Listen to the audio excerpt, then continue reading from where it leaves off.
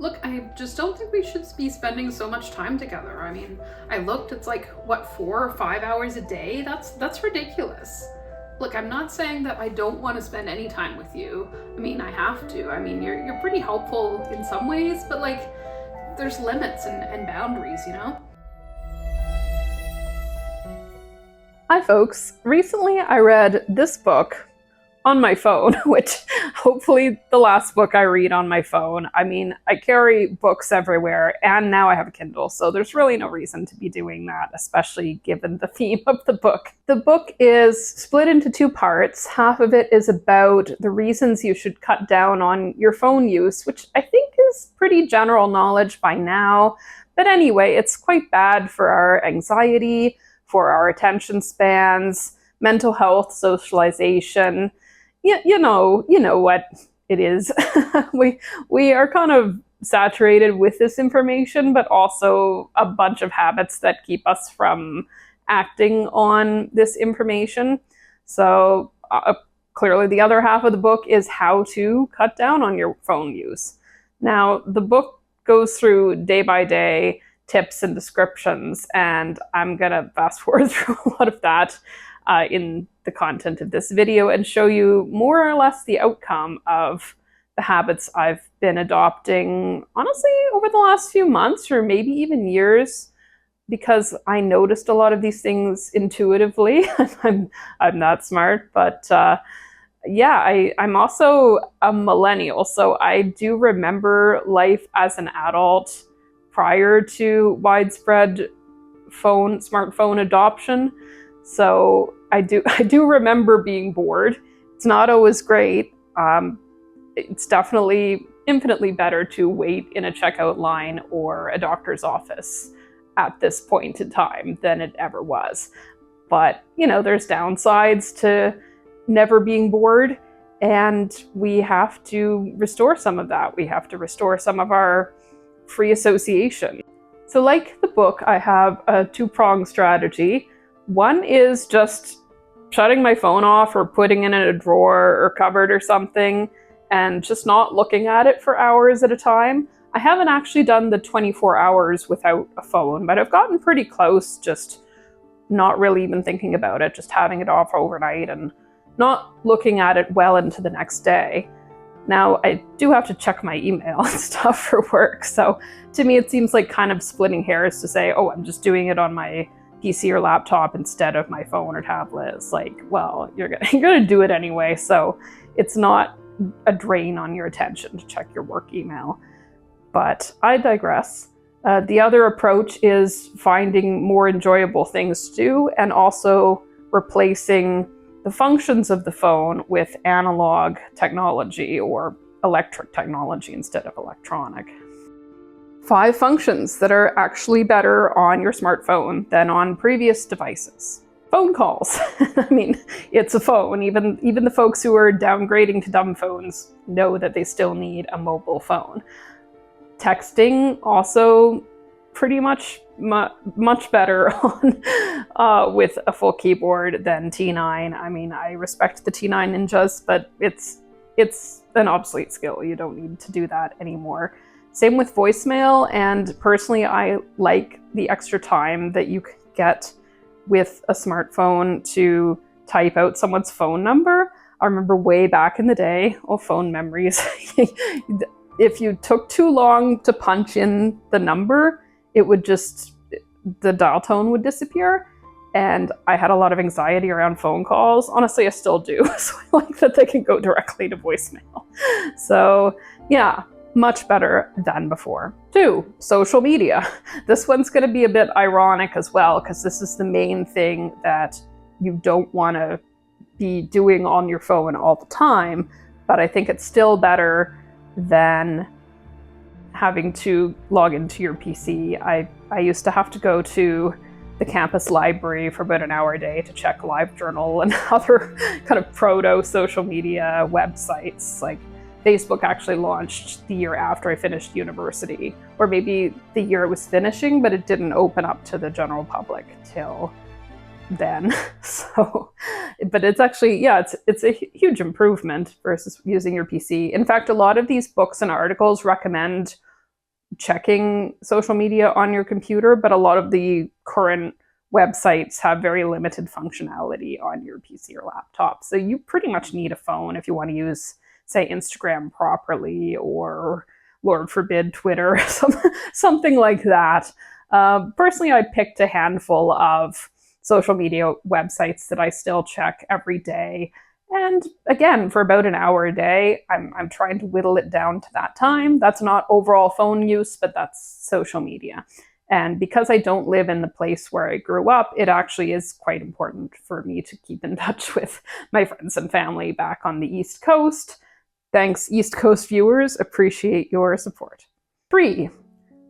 Walkman. I mean, again, this is pretty self-explanatory. Most folks who make these type of videos don't even really acknowledge that it's obviously more convenient to have almost all recorded music at your fingertips versus carrying individual tapes and CDs around in a wallet.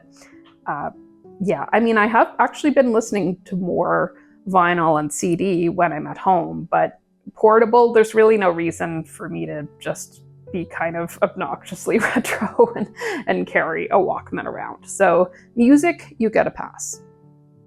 Number 4, camera. I mean, I'm already recording this on the iPhone right now.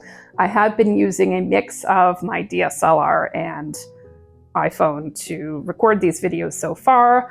Clearly, I'd like to put more effort into the hobby of photography, use more retro cameras or contemporary cameras with more manual functionality. But the phone camera is just so convenient, and the current generation of phone have like amazing quality, so I really don't think that there's a downside. It's also, when I took photography at university, like the phrase was, the best camera is the one that you have on you, and you always have your phone on you. So I take lots of pictures, and that's not a functionality I'd give up or trade. I might add to, but it's very helpful. Number 5 is wallet. I still have a physical wallet. I haven't switched all of my debit credit functions to the phone, probably for good reasons, considering, again, the theme of the video.